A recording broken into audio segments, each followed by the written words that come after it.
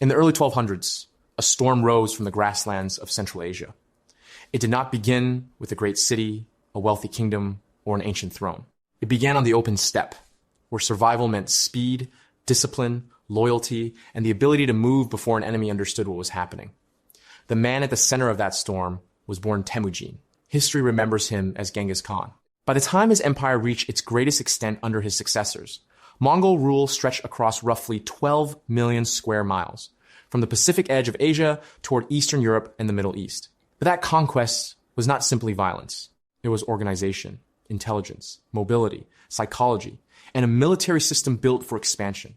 To understand how Genghis Khan conquered on such a massive scale, start with the world that made him. The Mongolian steppe was harsh.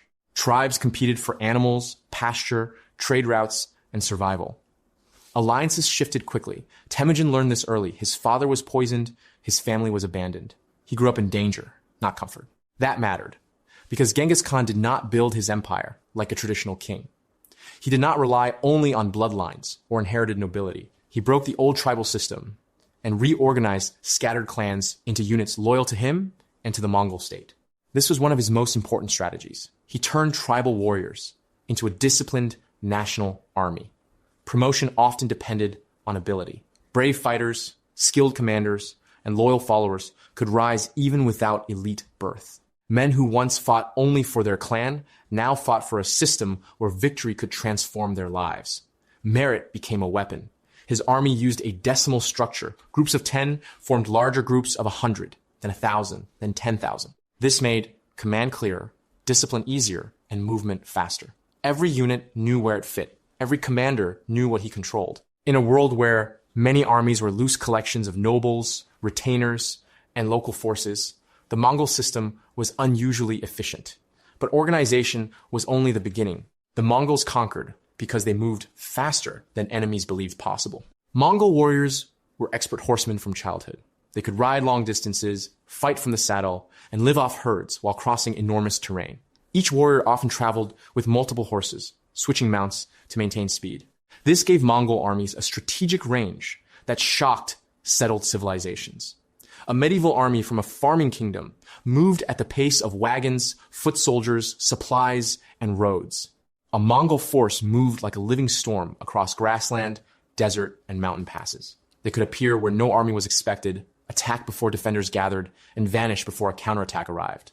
Their signature weapon was the composite bow. Short enough to use on horseback, powerful enough to kill at distance, it allowed riders to strike while moving. They could circle, harass, retreat, return, and exhaust opponents from beyond the reach of swords and spears. This made the feigned retreat deadly. Mongol units would attack, then appear to panic and flee. Enemy forces, believing victory was close, broke formation and chased. Once the pursuers were stretched out and disorganized, the Mongols turned, surrounded them, and destroyed them. It was simple in concept, but it required extraordinary discipline. Genghis Khan also understood that battles could be won before they began. Intelligence was central to Mongol conquest. Scouts, spies, merchants, defectors, and captured officials provided information about roads, rivers, fortifications, political rivalries, food supplies, and morale. Mongol commanders tried to understand not just where the enemy was, but how the enemy thought.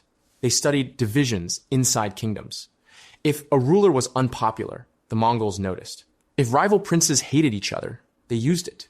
If merchants resented taxes, or frontier groups felt abandoned, they became possible sources of intelligence.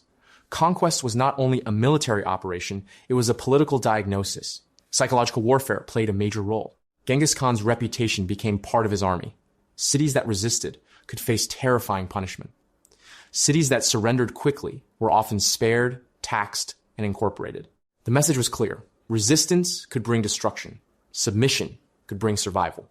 That reputation traveled ahead of the army. Some cities opened their gates not because the Mongols had already defeated them, but because they feared what would happen if they did not. Terror reduced the need for constant fighting. Fear became a force multiplier. Yet Genghis Khan was not only destructive, he was practical. He understood that an empire could not live by burning everything.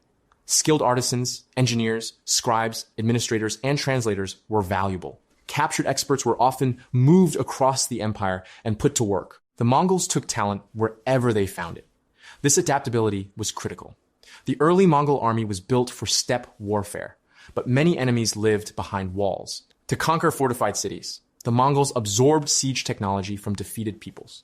They used engineers to build catapults, battering machines, and other equipment. They learned to divert rivers, cut supplies, and coordinate assaults. Instead of being limited by their origins, they expanded their toolkit after every victory. They also mastered communication. Across vast distances, orders had to move quickly. The Mongols developed relay systems using horse stations, allowing messengers to travel rapidly across imperial territory. This helped commanders coordinate campaigns, transmit intelligence, and maintain control over regions separated by thousands of miles. Another key method was strategic patience. The Mongols did not always rush into direct battle. They divided enemies, isolated cities, destroyed field armies, and returned later to finish sieges. They often sent multiple columns through different routes, confusing defenders and hiding where the main attack would fall. Their campaigns against the Khwarezmian Empire show this clearly. After a diplomatic crisis escalated into war, Genghis Khan launched a devastating campaign across Central Asia. His forces crossed difficult terrain, struck from unexpected directions, and attacked major cities with coordinated force. The Mongols did not merely defeat armies, they dismantled the political structure holding the empire together. The same pattern appeared elsewhere. Against northern China, they faced a wealthy, fortified civilization with large armies and strong cities, so they adapted through siegecraft, alliances, and repeated campaigns. Against steppe rivals, they used mobility and loyalty networks. Against Muslim empires in Central Asia, they combined intelligence, terror, and rapid maneuver. Against each enemy, they adjusted. This is one reason Genghis Khan succeeded where other conquerors failed. He was not locked into a single method. He took what worked, discarded what did not, and rewarded commanders who solved problems. The Mongol Empire became a learning machine. Discipline also separated the Mongols from many opponents. Soldiers were expected to obey commands, share plunder by rules, and stay with their units. Unauthorized looting before victory could be punished. Cowardice and desertion could bring severe consequences. In return, warriors expected rewards, protection, and a place in a larger mission. That mission was partly personal loyalty to Genghis Khan, partly opportunity, and partly ideology. The Mongols believed heaven had granted their ruler a mandate to rule. This gave conquest a sense of destiny. For enemies, it could seem unstoppable.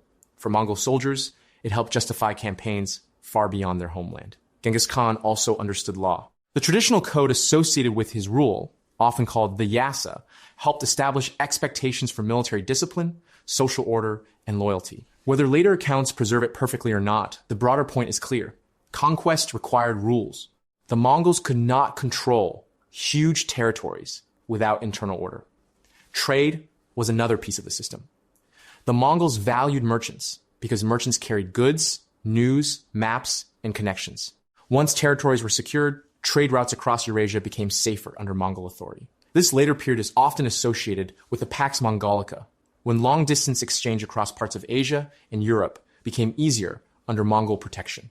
But the foundation was still military power. Genghis Khan's genius was combining battlefield speed with administrative flexibility.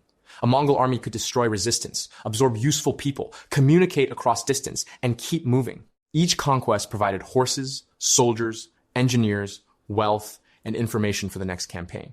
There was also a timing advantage. Many states the Mongols attacked were divided, overconfident, or politically strained.